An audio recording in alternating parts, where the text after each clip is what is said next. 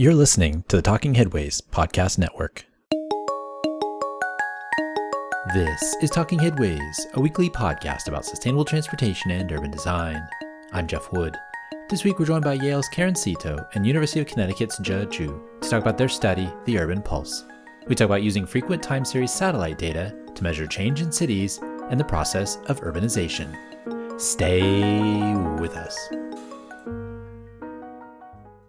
Today's podcast is brought to you by our super amazing and kind Patreon supporters. We appreciate you all keeping this show and Mondays at the Red Wire going. To join this merry band of bus riders, bus drivers, and chupistas, go to patreon.com/theoverheadwire. $2 a month gets you some stickers and a handwritten note sent with a cool train station stamp. $10 a month gets you one of our transportation scarves. And if you want to just give a single $1 a month, you'll be able to get the podcast with 0 outside ads or podcast recommendations in Patreon. We'll leave information in the show notes about how to get the show in your podcatcher. We'll also recently put up some bonus material, including audio of my first ever e-bike ride, and have a weekly free post from our newsletter intro, so check it out if you haven't already. And speaking of scarves, get your heavyweight bus and bike scarves. You'll definitely need one for you, your friends, your colleagues, just to show everyone in that city hall or legislature your advocacy in clothing that won't get taken by security on the way in. If you want to get one of the bus or bike scarves or the lightweight bike scarf for hot climates, visit theoverheadwire.com or support us on Patreon. But there are many other ways to support the show, including buying books from us on the bookshop site, either the books from our authors that we interview or any book you like. bookshop.org/shop/theoverheadwire. And find our Cars Are Cholesterol merch at bit.ly/carsarecholesterol. And for anything else, including the Town Planning and Practice audiobook that plays like a podcast, visit theoverheadwire.com. You can also get that podcast from Libby at your public library. And finally, definitely sign up for the 20-year-old newsletter we do at theoverheadwire.com, established in 2006, and our over 110,000 item link archive tagged by topic and city. We'll leave a YouTube explainer video in the show notes as well for that one too. Or you can just keep listening and enjoying the show. We appreciate that as well. You can find us mostly on Blue Sky and Mastodon, sometimes on Threads, Instagram, Flickr, YouTube, Substack, and LinkedIn if you want to connect, usually at the Overhead Wire, but with Flickr, it's Transit Nerds. We've got some great stuff coming up for you in our 13th year of the podcast, so keep on listening for announcements on gatherings, but for now, just enjoy the show. Hey everybody, I decided to move this part of my thank yous up from the post-credits to right here smack dab at the start because I do want to recognize the folks who are Dallas tier or higher Patreon supporters. It really helps us out and we super appreciate it. When I get new supporters, I'll update this section, so I hope that happens often. So first names only, but big thanks to Andrew, Ben, Derek, Gabriel, Glenn, Greg, James, Jeremy, Jim, Joseph, Catherine, Mal, Marcus, Matthew, Mike, Nicholas, Abraham, Oliver, Steve, Abby, Matthew, Sylvia, and recently added Andrew A. All right, thank you all very much. Let's get to the show. Hey everybody, just a couple of items for things and events coming up in September. On September 3rd, we will be at Spur doing transit trivia, and I will be hosting again this year, and last year was super fun, so I hope folks get a chance to go.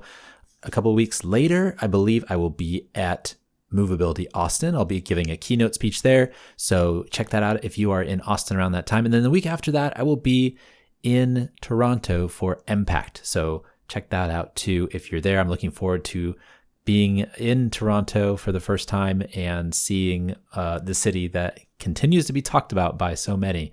So looking forward to seeing everybody at all the events. If you can make it, looking forward to the September of craziness. It's fall, it's conference season. Let's go. Karen Seto and Ju, welcome to the Talking Headways podcast. Thanks for having us. Yeah, thanks for being here. Before we get started, can you tell us a little bit about yourself? We'll start with Karen, and then we'll go with Joe. Well, I'm Karen Seto. I am the Frederick C. Hickson Professor of Geography and Urbanization Science at Yale University at the Yale School of the Environment. I'm trained as a geographer, a remote sensing scientist. So I'm Ju. I'm associate professor at the University of Connecticut in the Department of Natural Resources and the Environment. I'm trained as geographer as well. I do a lot of remote sensing, time series analysis. Awesome. So what got you all into geography, into cities? Was it something that happened when you were little kids, or is it something that you grew into later in life? Oh, wow. Well, for me, I totally remember the aha moment. This is back in 1992, before Google Earth. before iPhones. I was in graduate school, and in an earlier life, I wanted to be a diplomat. And I took a course in geography. I saw a satellite image, and it literally transformed my life, and I became a geographer. What was the image? Do you remember? It was an image of southern China. I was born in Hong Kong, and it was an image of Hong Kong. And the thing that I remember most is being able to see visually from space the difference between Hong Kong and China in terms of the land use, the shapes, the configuration of the built environment, agriculture. You could see so many different things that were, just how the two systems were different. That's awesome. And Ja? So I get fascinated about cities mostly from two reasons. Firstly, it's so hard to really remote sensing cities. They're so heterogeneous. And also, it's just one of the most difficult part for remote sensing. So I think my first paper was on this urban per urban kind of mapping to see how the SAR optical data can help improve the accuracy, things like that. The second thing get me attracted probably is because of Karen. I basically has followed Karen's work a lot, and when I see some of her papers showed up, like the urban teleconnections research papers, I get excited, and I came back to Karen invited me to visit her sometime when I was at Texas Tech University to write an urban review paper, and the more I wrote about it, the more I get excited about urban. Yeah. So how long have you all worked together? Uh, That was our first paper, the review paper. That might have been 10 years ago. yeah, Jeff, I should also say, John and I had the same PhD advisor, yeah. but we were not in the PhD program together. I graduated with my PhD in the year 2000. And Joe, when did you finish your PhD? 2013. Yeah. So we had no physical overlap, but, intellectually having shared the same advisor. Yeah. Was the advisor at the same school or was it different schools? Same school.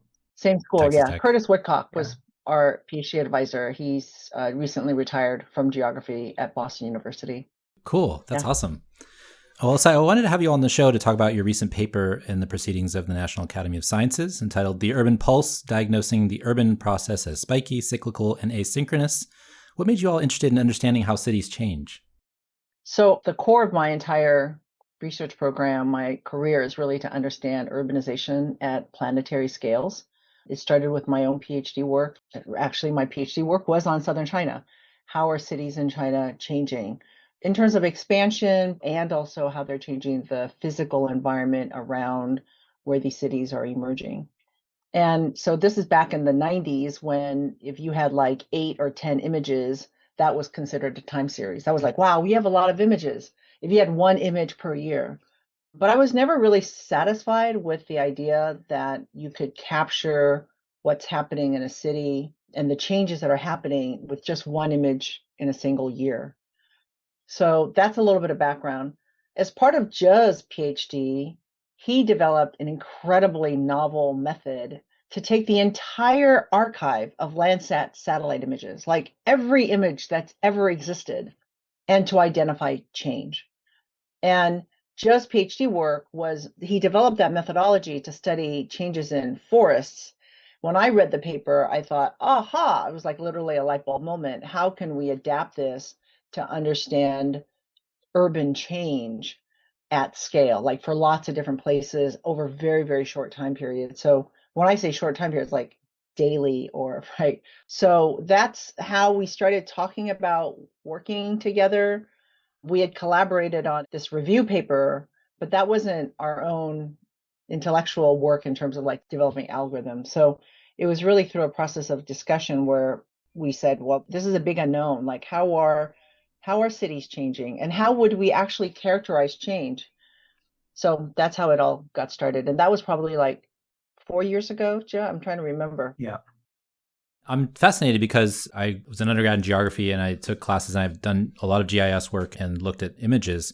My favorite data sets were usually the USDA aerial photography that was able to overlay to make maps for transit planning. But it's fascinating to think about how much data there is now. You talk about the satellite, it was interesting if you had one a year, but now you can get them daily. Like, when did that change that you could actually access this amount of information, an overwhelming amount of information from these satellites, from the data that was available? I think it's the 2008, the USGS released all the Landsat data, no cost, zero. That's changed everything. And later on, the ESA basically followed the same procedure. They making the Sentinel-2 free, public free for everyone to use. That's basically previously for like one Landsat image. If you want to purchase one image in the 80s, it's about $2,000. In the 80s, No, $2,000. 4,000, 4,000. 4,500 when I Oh, was okay. doing my Okay. PhD. Yeah. And now it's free. So that's changed everything. Yeah. It's amazing. I mean, I used to get them off of the USDA ones anyways. I used to get them off a disk, right? Like I'd send a disk and then I'd put it in my computer and then try to download it. It's crazy how much that's advanced. It's interesting that I was reading the notes from the paper and some of the articles that were written about it. You all often framed it as medical, looking at cities as patients, seeing the changes as pulses, as electrocardiograms. What's the importance of talking about more clinical thinking when it pertains to urbanization? I think there are a couple of things. One is, if we think about our own health and human body, there are many different indicators of our health. And right now, there's a lot of discussion about health span as opposed to just lifespan. And there's a lot of discussion about different, I mean, we were talking about data, right? There's so much satellite data and spatial data. There's actually so much more data around about us too. We're wearing wearables, we're tracking our sleep and, CGMs. I mean, there's so many different types of data that give us different metrics about our health. There's no one indicator. And it became clear that the health analogy is so apropos to urbanization because cities are constantly changing. Like every single minute they're changing, and they're changing at various scales. My neighbor is putting on a second floor, right? We're digging up our backyard to put in trees. I mean, cities are not static places. And the idea that we use a single metric, GDP, population, to characterize cities is just fundamentally so simplistic. So Jill and I said, how can we take all these new data to rethink how we can characterize the process of change? Because that's what urbanization is, right? It's this process of change. And as we stated in the paper, urbanization is not one dimension of change. It's actually multiple dimensions, right? There's the population part that's changing. There's the built environment. There's the environment. There's the economy. And that there's no one single metric. And so we came to this idea of the urban pulse because we thought it is very much like the human body. There's not one metric to describe your health or your condition. We have to use multiple dimensions. You can say you're alive or you're dead, I guess. if you Yeah, if you only wanted to use one metric, right? Yeah, that's right. which doesn't tell you how you feel on any given day. So what did you find when you looked into the data on each of the cities that you were doing the analysis of? Well, I think the biggest surprise for me is that there's so much variation at hyper local scales that's observable from space using this concept of the urban pulse. So, I just gave the example of my neighbor putting on a second floor, me digging up my backyard. Those are different pulses of activity that we can observe from space. So that's probably the biggest aha is that we know inherently, I mean, you're an urban planner, that there are different neighborhoods, different blocks have different vibes, different feelings, right? Different pulses, right? Different levels of activity. We can actually measure that. And so that's probably one of the biggest ahas. I think the other that was a kind of a big finding that we knew inherently, but to see it in the data, I couple my remote sensing work with field work. So I've done field work in many, many countries. And it's clear that urbanization doesn't happen in this linear fashion. It happens in fits and spurts, right? It's like investment or the government focuses on this special economic zone and there's like a lot of investment and development there, but then this area is a little bit sleepy. We can see that like urbanization is not linear and it does happen in fits and spurts all throughout the entire city. So that I think was another really big aha. And that often we compare cities to each other and we actually don't look at what's happening within a city, which I would say is like another big insight or aha for us is we could see in all the 6 cities that there's so much variation within a city. So that was really exciting. One thing I want to add is that city to city, they can be quite different. Like for the COVID responses, some of the cities, I think in Mexico, there almost no response to the COVID at all, no influence at all. But city in China, you see, like in Shenzhen, you see large differences when the COVID came, when there's a control, things like that. You can clearly see this major differences from how the policy going to change. Another thing I want to add is that what we measure this pause is a process of this urbanization. A lot of the time, if you're looking at those remote sensing of urban, is the outcome. Okay, there's an increase in impervious surface, there's urban expansion, there's the intensification. But what we see is actually is there's some activities going on for this cell of pixels. So it's more like the flow, the energy, the agent that are changing, transforming this piece of land. It's like the blood in the pulse, right? We're not measure, we're gaining weight, we're losing weight, we're seeing the heart rate measured by this pulse. And that's this very similar thing. And that's why we link with, we're using the construction amount and intensity to measure the pulse, urban pulse, instead of the like how much impervious surface, how much concrete is there. So that's one of the thing I think quite interesting to mention. Could you tell people moving around, like patterns of changing in traffic or anything along those lines, or is that too fine grained for what you all were looking Yeah, at? there's no way you can see people moving around. But if people are renovating the roof, if they're changing the color of the walls, things like that, it's going to show up. So how did you guys collect the data, and how frequent was the pulse that you all were taking measure of? It's from Landsat, two sensors from Landsat, and also sensors from Sentinel-2. And this data came from the NASA harmonized Landsat Sentinel-2 data is a NASA program, basically combine harmonizing all the medium resolution together to put them into a 30 meter by 30 meter resolution cell, and also remove all the sensor to sensor differences, get very good cloud detection, getting the clear observation. About like every 3 days or less than 3 days, you're going to get a one observation based on how cloudy your locations are. And the data is remove this atmosphere influences and remove this bidirectional impact when you view this from different location, different direction that normalize to the native view. So they're very consistent. If there's no change, when there's change, we can see it based on this time series. So how do you see it? I mean, there's so much data and information. Like, how do you actually measure that change? I mean, you can see it if you look at one satellite image to another, but like, how do you systematize that so that you can actually, over time and such a large data set, collect this change information? So we're building a time series approach called basically the two component. The first thing is the code algorithm, is the continuous land disturbance monitoring algorithm. It basically drill through the time series.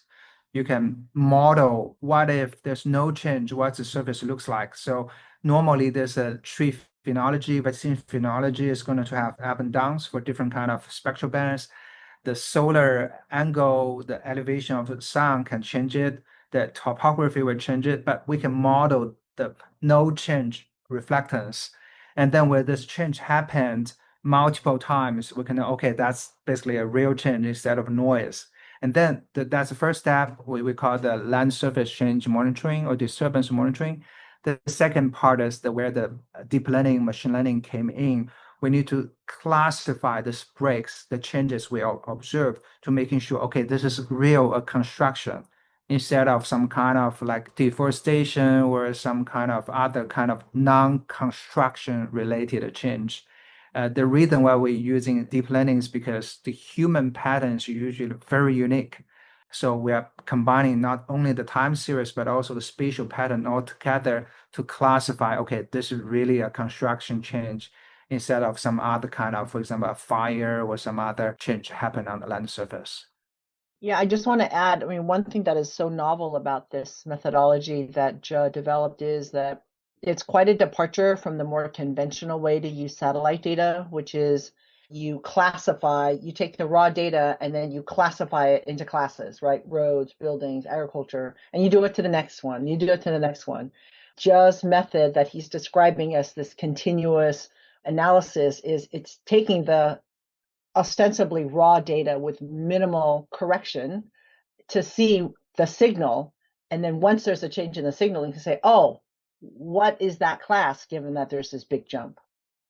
So the methodology takes change as an inherent part of the signal, right? So there's, he mentioned phonology, right? If there's a certain pattern, you see that as normal for this particular area.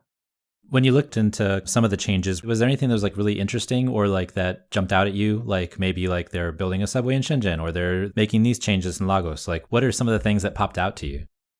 Well, I remember, you and I looked at the data for Dubai right after COVID, and we said, oh, this neighborhood in Dubai has no effect. There's like no COVID effect. There's like no drop in activity. All these other places in Dubai and in other parts of other cities, there was this clear drop, like COVID happened and there were shutdowns. And this one neighborhood, everything stayed the same. So we did some research on that neighborhood, and certainly it corroborated what the data showed. It was surprising. What was happening in that neighborhood? I'm curious. Continued development. People were still out and about. Just going and doing their thing. Yep.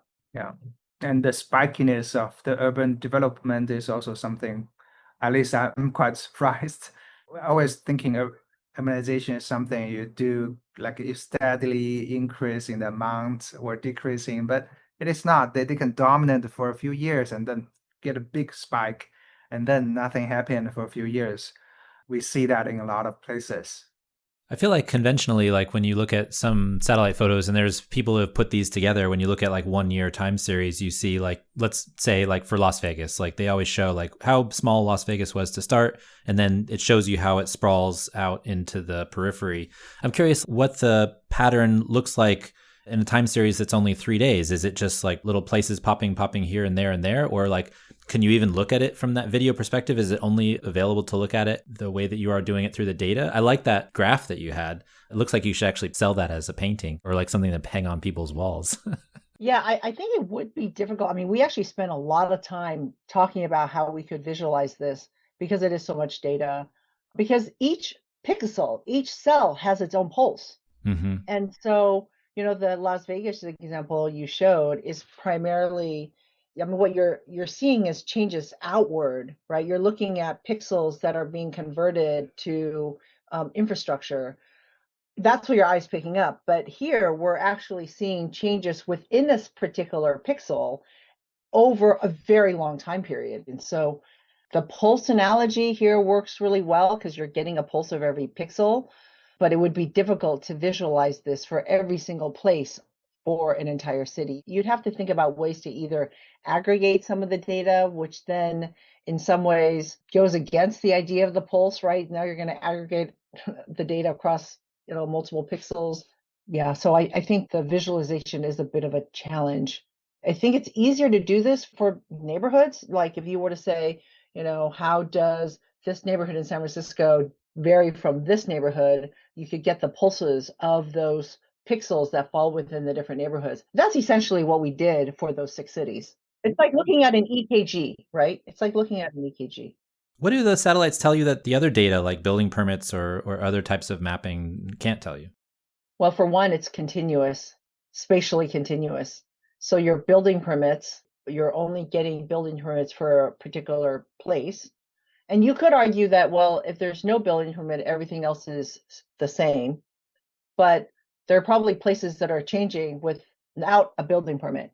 So with the satellite data, we have wall-to-wall coverage for a city. And so, yes, we can capture the place that has the building permit as well as all the places that don't have building permits. I think that's one. I think the other is going back to this concept of a pulse. It's, a building permit is a household, an individual going in, applying for approval to make change. But there are probably lots of other changes that are already happening that don't require a building permit. And so this is giving you a sense of the changes, different types of changes, different types of, magnitudinal changes across the entire city. It's just a lot of information. I think would be incredibly useful for planners at the city level, and I think as well as perhaps like regional or state level, even to understand. You can compare between cities, but also compare within a city, like policy interventions. We talked about TOD earlier, right? So this policy intervention, does it affect these neighborhoods the same? Does one neighborhood respond differently to economic incentives than another neighborhood? The Pulse would be able to tell you that. What do you think the real-time information helps you? I mean, you just mentioned a couple of things, but I'm just curious, what kind of interventions could you make if it's coming at you so fast and furious because there's so much data and information? If you're looking at a neighborhood that you did have an intervention with, that you did have an investment policy about, and then you could tell whether that changed versus another one. How do you get like a policymaker to say this was working or this isn't working based on the data that you all are putting out? And then what might be the answer or what might be the response based on, information they're gleaning from the Pulse? Oh, that's a lot. I think the first part of the question is to simply be able to understand that there are geographically different responses to perhaps the same intervention. Like being able to visualize that, to characterize that, I think we don't have any way to do it currently. So that is already a big advance in my mind for a policymaker. Like, okay, you put in a road or, whatever the policy is, how does it change the pulse across the city? I think that's probably one of the biggest insights. Then your second question about, well, what do they do with that information? That's above my pay grade about, what they would like to do, because arguably there are some decision makers that want differentiated responses to the same policy. That is part of what they would like to do. It's not about equitable or even distribution of investments or even outcomes. What was it about the cities that you chose? Why would you choose these cities? So Seattle, Shenzhen, Lagos, Mumbai, Dubai, and Mexico City. Do you want to answer this one, Joe? We talked about this for a very long time as well. Yeah. So I think the previous one, we tried every city in the United States. That's about a few thousand cities. And it's so hard to picking. They're similar. There's some differences, but they're similar. And then I think Karen told me that a global city from a variety different kind of places and the cities, some are big, some are small, some of them are in different kind of developed stages, can be a better. So we basically visualize the different kind of cities, global cities, for based on their different kind of urban passes. I think we computed the principal component for those urban paths to see how different they are. And later on, we came up with those cities because they are different, they're relatively different in the urban paths, and they are also a stratification of different kind of economic and social status. I want to say the results for the American cities were interesting, but you could see that, I mean, there was a lot of variation across American cities, no doubt. And at one point I asked Joe, like, I forgot which city I asked you to do. I said, could you calculate the polls for this other city? And it was like, whoa, this is so different from what we're seeing. Yeah. And that led to us looking at a number of other global cities. And we chose them because they are so different economically, the layouts are so different, and the way in which they're being built, right? You've got Dubai with much more top-down, large-scale investment, Lagos, which is very, very bottom-up and very different type of investment, and then Shenzhen, which is master planning at the national level. So that's, and the other thing is we chose cities that we knew. We chose cities that we knew something about. So one of our co-authors lived in Seattle for many years. I did my PhD work on Shenzhen, right? So we wanted to choose places that we had some understanding of. Yeah, I love visiting Shenzhen. It felt so crazy. I was there in 2024 and it felt super dynamic. And even day to day, you could just see change from all the construction and all the subway lines they're putting in and all the stuff that they were doing. Just even just going around a couple of places, I felt it. I felt the energy of it just being built. And it was fascinating to see that. I mean, it's interesting you said energy, because in an earlier version of the paper, we did talk about this as urban energy as well, that you could feel that they are different across different cities in the world and different neighborhoods within the same city. We wanted to be able to capture that with these data. Yeah. I'm wondering what this makes possible in the long run. Like, what kind of things could you do with this type of information if you're looking at even just like a global scale? It could do, I mean, they always have like these best of cities ranking systems and stuff like that. I'm curious what you could do if you had this data for every place in the world and were able to analyze it. Funny you asked that, Jeff, because that's our dream. That's our goal. Maybe someone who's listening to this podcast will say, hey, could you develop the polls for every city in the world? That's literally what we want to do. I mean, in all seriousness, we think that this could be an incredibly useful policy tool at the local level for a city, for a country. I think that we're also just at the early stages of understanding what this can actually tell us. I can't remember if we said this in the paper, but the human pulse has been known for a long time, but we're still discovering what we can learn using the human pulse. Like, for example, we know that babies have a much faster pulse, and we know that our pulse sleeping is different than when we're exercising, right? And in recent years, people have started using the pulse as an early diagnostic for all sorts of things.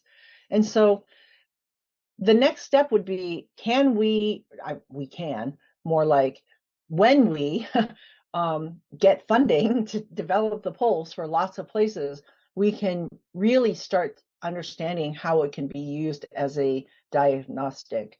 When we analyzed the data, it was very clear that it could be used as an early warning. I mean, we had a lot of discussion about that, Joe and I, like, oh, this, like the human pulse, this could tell us when a city or a neighborhood in a city is undergoing stress, is not responding to the economic incentives or policies. And this neighborhood is doing really well. Going back to what we were saying earlier, not every single policymaker is a benign policymaker, right? Not every policymaker is like, oh, we want every place to thrive. If you're a policymaker that wants every place to thrive, you could use the pulse to try to achieve that. If you're a policymaker that actually doesn't want places to thrive equally, you could probably use the pulse in this capacity as well. Yeah, and I want to add that in addition to policymakers, this is also very relevant to a lot of people in different kind of fields. For example, if you are going to build some commercial center, if you want to build a like residential area, you want to know how lively this neighborhood are, right? And this urban pulse is going to provide that information. So for example, if you want to purchase a house in a certain area, you want to purchase house in a more lively neighborhood instead of place has been quiet for very long. This is going to be a global data set for you to see every piece of land, how livelihood, how people are transforming the concrete, the land on a almost daily basis. It can be updated on a sub-weekly basis. I mean, the other thing is, like, the pulse is not intended to be standalone either. Like, you could combine the pulse with like a walk score, but the walk score is one single value for a city or a neighborhood. This is going to give you a pulse for a very small parcel, a relatively small parcel of land. Yeah. The development piece that just mentioned, we also had a lot of discussion about this, that like if you were an investor and you wanted to know up and coming places where the pulse is changing, like, it hasn't reached peak, pulse already, it is up and coming. This could be one way to do that, or places that are declining. Could you tell what the peak was, or could you tell, or it just gives you an idea of like, is it the peak based on past peaks, or is it Yes. future predictions of what a peak No. might be? It would be peaks based on past peaks of that neighborhood and past peaks of that entire city. So you could see, is this as vibrant as it was 10 years ago? And is it as vibrant as other parts of the city? How do you integrate this with like a cultural change or cultural changes that are taking place in these places? Because physical change is one thing, but then there's like cultural change. But I'm thinking of like a place like Austin where I went to school. Obviously, it's grown and fallen based on its construction and the booms and the peaks and the valleys and all that stuff. But there's also been a cultural difference. Boise, Idaho, some of these places, Portland, Oregon, Seattle, San Francisco, even, like there's just a cultural undercurrent to the physical change that actually happens. We talked about this as well. Like we surmised that you could infer the cultural changes from the shape of the pulse. Like again, this is where the EKG is so useful. Like the EKG can diagnose when you have an irregular heartbeat. And so the irregular heartbeat is based on your own regular heartbeat. We're not comparing my heartbeat to your heartbeat, right? We're comparing my heartbeat to my regular heartbeat. So we could look at the pulse or the urban EKG to compare how different neighborhoods are doing. And we, again, surmise that we can infer these cultural changes. The other thing we also talked about and could develop is a nighttime pulse, right? There's a daytime pulse, and then there's also a nighttime pulse. So some of these cultural changes, like you're saying in Portland and Austin, come with more activity at night as well. How important was the pandemic as a data point? Very. I think the pandemic was very important in that it was a way for us to see how the pulses vary after a shock to the system. Like we could see that like these I'm going to use the EKG analogy, like EKG varies by neighborhood and by city. Now here's this global shock that's affecting every place. Like, oh, we could see that some cities bounced back right away and others never came back to the same pulse. Some neighborhoods never returned to that pulse before. So it was a natural experiment for us. Yeah.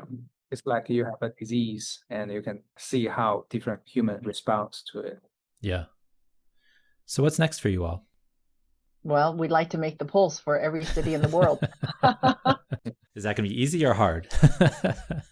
We have a framework. We know how to do it. I think the hard part is how we would actually implement it for thousands of cities. And we want this to be usable and useful to policymakers and decision makers and other audiences like, investors. Cities have energy because people invest in them. So, our ultimate goal is to develop this for thousands of cities worldwide and to make it freely available to people who are interested in urbanization. Yeah. The other thing I want to add is that the other work we need to do is understand all those different kind of urban paths because they are so complicated. Like Karen mentioned, the human past took how many decades to really understand the differences. And for the urban paths, it's just the start. This paper is the start and need decades to really figure it out. Yeah, you need to unravel a double helix, right? Like Yeah, that's a great analogy. I mean, so on our team, we had quite a diverse group of co-authors. We had people with a background in urban planning, in economics, obviously geography. And as we were writing this and analyzing the data, we thought, oh, what we really need is an epidemiologist. We need someone who is a transportation engineer, right? We need people with different lenses to understand urbanization so that they can help us interpret the pulse. So we have to make this for thousands of cities, and then we need to get it in the hands of other researchers and practitioners and investors. I can see where this would be useful in determining the value of cities, and not just like the monetary value, but like the value of places and change and the way that it impacts the people that live there. We know that the value of cities goes up when people agglomerate, right? And so what happens when you can measure those agglomerations and measure the way that the people come together and develop systems that help them do even better? Thinking about like a Shenzhen, where they're building tens of subway lines and what that means for the city, or Lagos, where the development's much different and the transition to a major city. They're a huge city now, but I'm just thinking of like the way that their transportation system isn't as developed as some other places. Those might be interesting ways of thinking about how nations, how regions, how cities create value for their citizens over the long term. So it might be an interesting way to look at it. Yeah, totally. We'll have this paper and the articles that were written about it in our show notes, but where can folks find out more about what you all are doing? Joe has a very active social media. Yeah, we have social media in LinkedIn and X. So it's GR, Global Environmental Remote Sensing Lab. Juris Lab is the one we used. You can search that. Yeah. Awesome. I'm from the Jurassic, Jeff. I'm not on any social media. Not even LinkedIn? Like not even a LinkedIn page? No, not at all. No.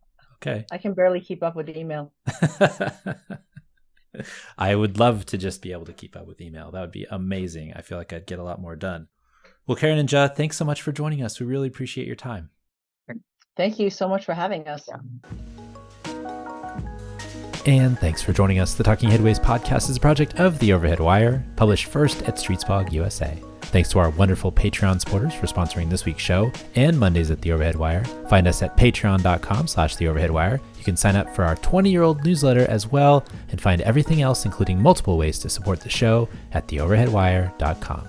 You can also listen to our show on your podcatcher of choice, including Spotify, SoundCloud, iHeartRadio, and Apple Podcasts. And if you can't find it there, you can always find its original home at usa.streetsblog.org. We'll see you next time at Talking Headways.